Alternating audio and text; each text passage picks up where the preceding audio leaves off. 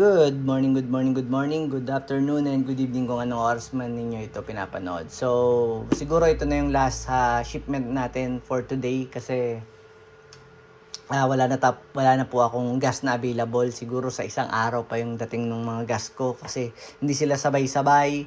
Kapag ino-order ko sila, paunti-unti, minsan 10 lang, minsan 20 lang ang dumadating. So, naubusan po tayo ng gas. Yung iba kasi gahaman, bibili ng isang unit, ang bibiling gas 3. Diyos ko po. Anyway, eto, may kumuha sa atin ng T4E. So may review ako nito sa profile ko. Isa po siyang training for engagement, isa siyang home self defense pistol. So bossing, shout out kay bossing na si Joel Valdez. Si bossing Joel Valdez ay taga UAE. So nakarating na ng UAE yung yung isa US, yung kaninang shinip ko. Tapos ngayon, eto, UAE naman. Pero i-ship natin yung unit ni Bossing sa Imos, Cavite. Okay? So, Bossing, eto yung unit mo. T4E. Tactical pistol na 50 caliber na rubber ball. So, Bossing, eto siya. Out of the box, meron siyang manual. So, matigas ang ulo natin. Lagi naman nating di binabasa yan. So, ito po yung unit. So, serial number 868. Serial number 868. So, meron siyang designated na serial number, no? Para lang malaman natin na parehas yung laman ng nasa box. So, sa loob niya, meron siya ditong rubber ball. Ito yung mga bala niya. Tapos, ito naman yung, ayun. 5 pirasong. Ito yung inclusion niya. Pag bumili kayo, may kasama na siyang libreng 5 CO2 couplet na ayan, brand new po yan. Para lang makita nyo na hindi naka-pierce yung mga CO2 natin. So, tetest fire natin to, bossing. Hindi na ako babawas dito sa couplet mo. Meron naman akong mga couplet dito. So, dyan mo muna yan. Ito ang malaga. Baba muna natin. Tsaka ba't ba nandito to? Ano ba to? Okay. Oo nga pala, yung may mga gusto ng budget meal, ito po, isa to sa mga demo unit ko. Nandito lang to. Ginagamit to ng mga gustong mag-test fire dito sa bahay. So, wala siyang issue.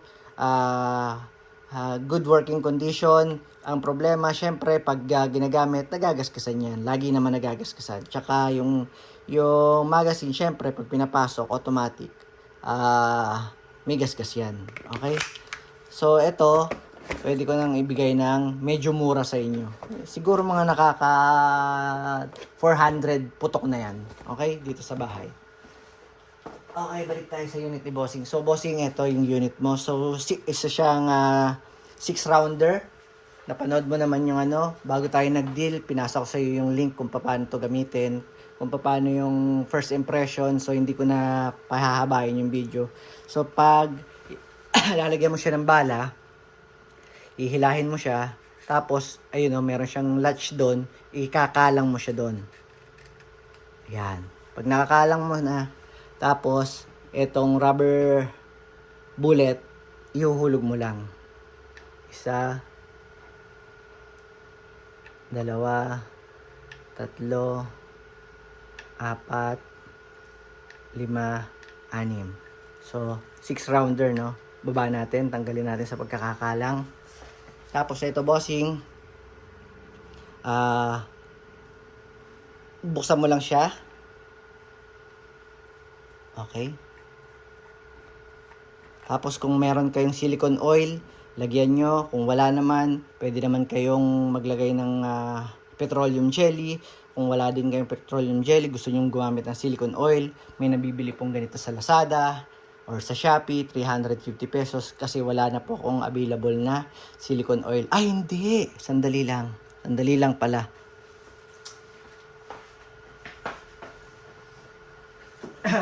Dito ko pala nakailagay yung isang silicone oil niya. Ayan. So, ito kasi yung T4E na TR50 naman, ito naman siya, gap. Same din po sila, revolver lang to. So ito yung silicone oil niya. So ayan, wala ka ng problema. Hindi mo na kailangan bumili pala. Kaya pala dalawa yan. So kanya yung isa. Okay.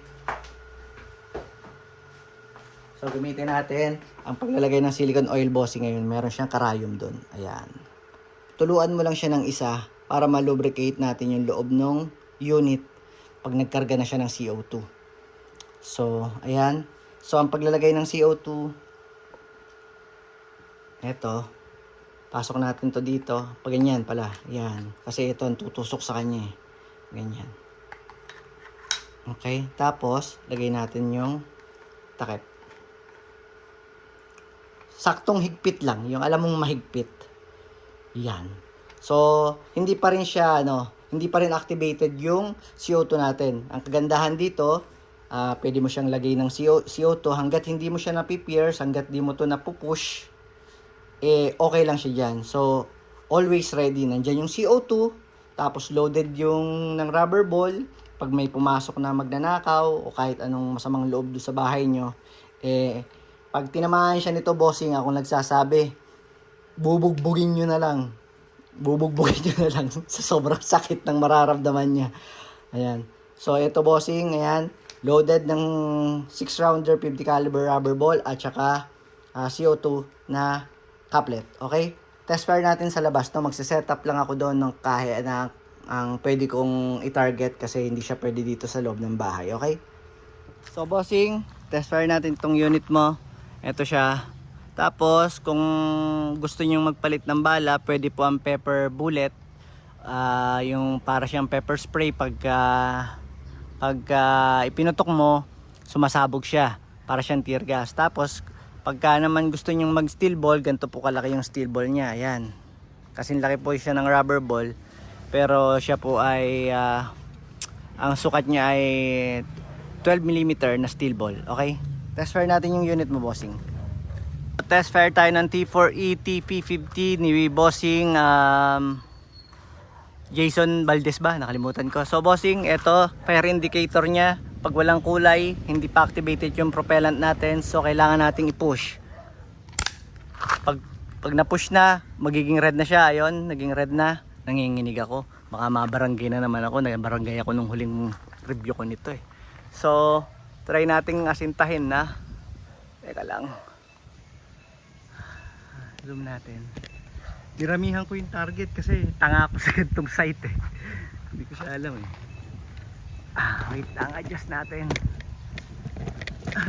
Ay. Yan. So, bossing, firing.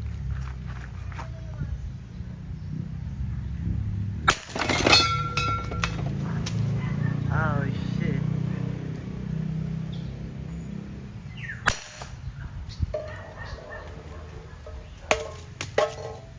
Nalaglag na lahat.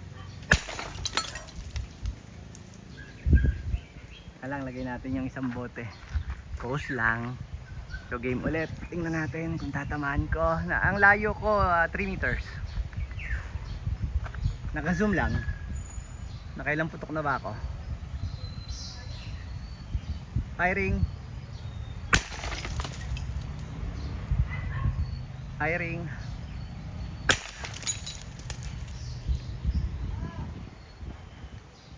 Firing. Wala na lang akong babaralin. Yun na lang karton. So, bossing, pagka ganun na yung tunog, ibig sabihin wala na siyang bala. Okay? Masyado pong malakas ang putok nito. Ayun, tapos i-dry fire nyo lang pagka ayaw nyo na siyang gamitin. Kailangan po uubusin natin yung